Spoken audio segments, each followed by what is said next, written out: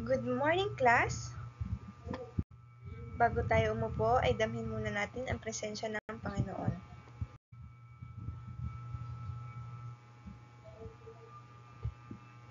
Panginoon, maraming salamat po sa ibinigay ninyong panibagong pagkakataon upang kami ay matuto. Gawaran mo kami ng isang bukas na isip upang maipasok namin ang mga itinuturo sa amin. Maunawaan ang mga aralin na makatulong sa amin sa pagtatagumpay sa buhay na ito. Amen. Bago magsiupo ang lahat, ay pakiimis muna ang kalat. Pakidampot ang kalat sa inyong mga tabihan. Pilar, sino absent ngayong araw? Abay, mabuti. Mas lalo niyo pang pagsipagin ang inyong pagpasok. Nang sa gayon ay mas maging aktibo kayo sa ating klase. Abay, sadya naman nakikinig ng balita ang aking mga estudyante. At marami nga nasalanta sa atin ng bagyong Argon. Marami ang binaha, na stranded ng araw na iyon. Bago tayo dumako sa ating susunod na aralin, ano-ano nga ba ang 4 na salik na maaaring makatulong sa pagsulong ng ekonomiya? Abay, mahusay at sadya kayo nakikinig sa ating talakayan. Bakit nga ba kailangan nating pag-aralan ang konsepto ng pag-unlad? Mahusay. Sadyang napakahusay ninyo. Bigyan natin ng 3 bagsak ang inyong kamag-aral. 1, 2, 3. At bago po tayo dumako sa ating talakayan ay may ihinanda akong activity ngayong araw. Na pinamagatan natin itong Fix Me. Bumuo ng 5 pangkat, kilatisin at pag-aralan ang mga larawan na mabubuo, pagdikit-dikitin o pagtagni-tagniin ang pira-pirasong papel hanggang sa mabuo ang larawan at pag natapos na ito ay agad idikit sa pisara. Maghanda ng paliwanag sa nabuong larawan. Ang bawat pangkat ay bibigyan lamang ng 10 minuto para maghanda at 3 minuto para sa presentasyon. Mayroon na kayong kanya-kanyang grupo at kukunin nyo na lang ang envelope dito sa harapan. Narito ang basihan ng ating gagawin, ang ating rubrics. Nilalaman 40%, presentasyon 30%, kooperasyon at pagkamalikhain 30%, at ang kabuuan nito ay 100%.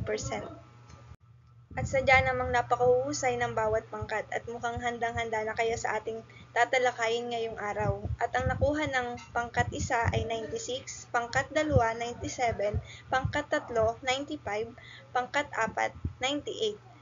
At sino ang may idea dito ng tatalakayin natin ngayong araw?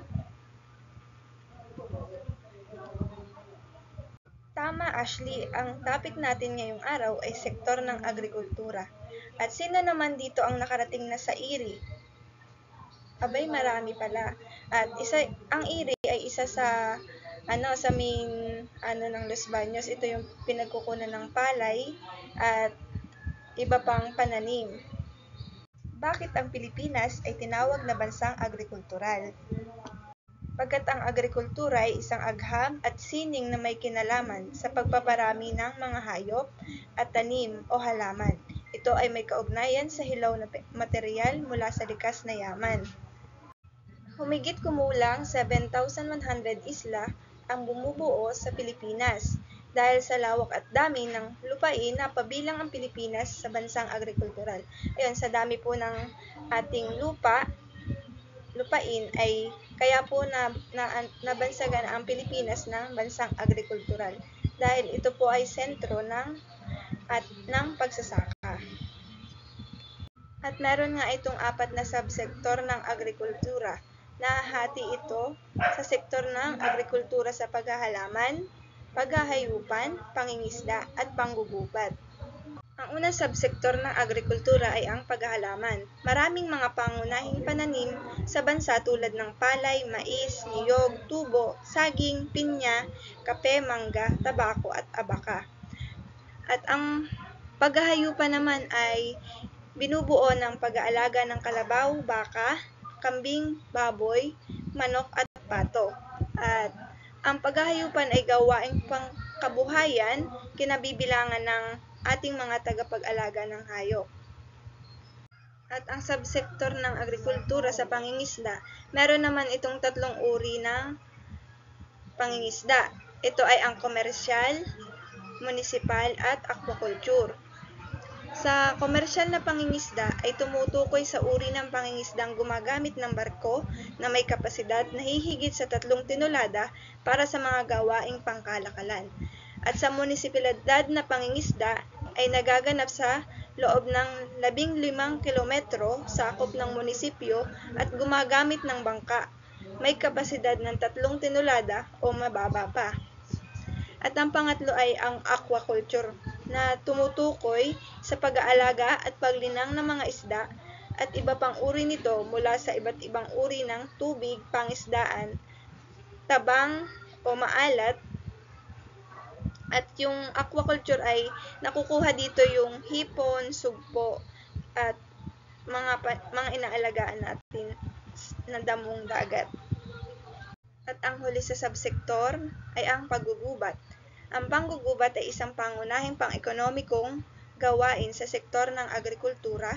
Mahalaga itong pinagkukunan ng plywood, tabla, troso at veneer. At sa panggugubat, nakukuha din natin dito yung ratan, nipa, anahaw, pulot-pukyutan, kawayan at dagta ng almasiga. Ano nga ba ang kahalagahan ng agrikultura? Ang kahalagahan ng agrikultura ay pangunahing pinagmumulan ito ng ating pagkain. Ito yung nagtutustos ng pagkain sa atin sa araw-araw. Tulad ng bigas, ito yung nagtutustos sa atin ng pagkain sa araw-araw. At ang pangalawa, pinagkukunan ng mga material na bagay para makabuo ng bagong produkto. Yung naulit ko kanina na anahaw, kawayan, ratan, ito yung mga ginagawang produkto. Ito yung mga ginagawa para makabuo ng isang produkto. At ang pangatlo, pinagkukunan ito ng kitang panlabas. Dito pumapasok yung export at transport sa ating bansa. At ang pang-apat, pangunahing nagbibigay ng trabaho sa mga Pilipino. Kung wala tayong mga magsasaka, mangingisda, ay wala din tayong makakain sa araw-araw. At ang panglima, pinagkukunan ng sobrang manggagawa mula sa sektor ng agrikultural patungo sa sektor ng industriya ng paglilingkod. Meron ba kayong katanungan sa ating talakayan?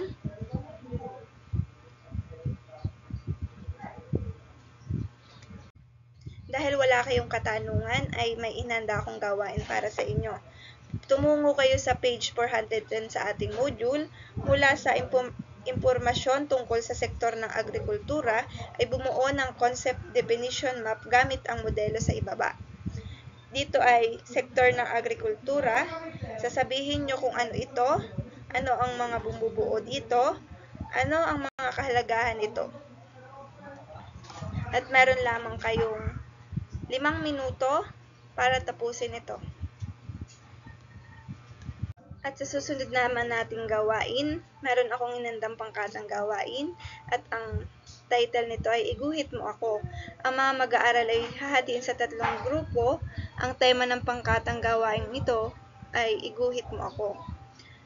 May 3 papel na palabunutan dito at naihahanda at ang bawat grupo ay may isang taga-presenta para bumunot.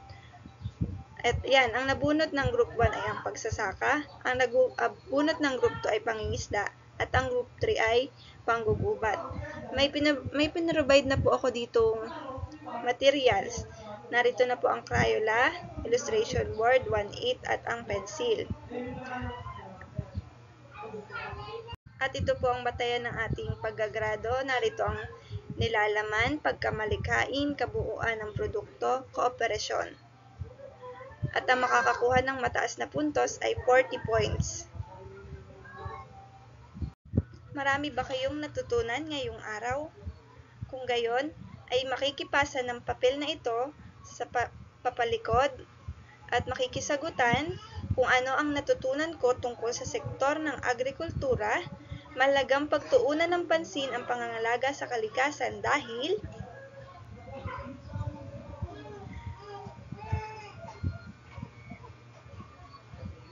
meron lang kayong 5 minuto para magsagot dito.